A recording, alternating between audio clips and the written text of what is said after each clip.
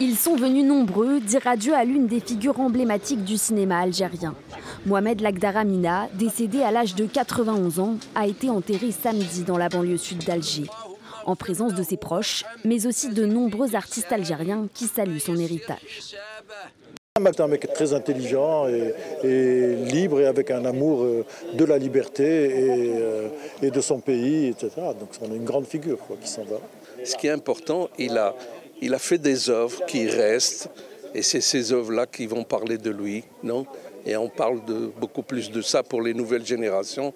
Ils vont voir ses films, etc. Et c'est ça qui est important. Mohamed Lagdara Mina s'est éteint vendredi, 50 ans jour pour jour, après avoir reçu la Palme d'Or à Cannes en 1975 pour son film Chronique des années de Braise.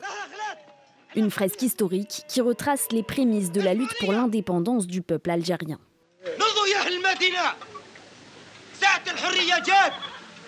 Cette histoire, c'était aussi la sienne.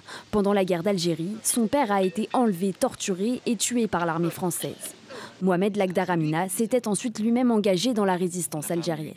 Je n'ai pas pu la gagner sans la mort de mon père, sans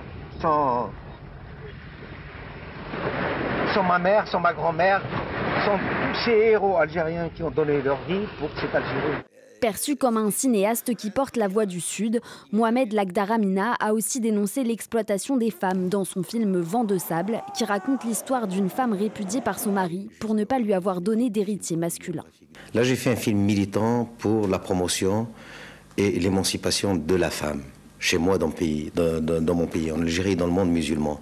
À ce jour, Mohamed Lagdara Mina reste le seul cinéaste du continent africain à avoir été sacré à Cannes.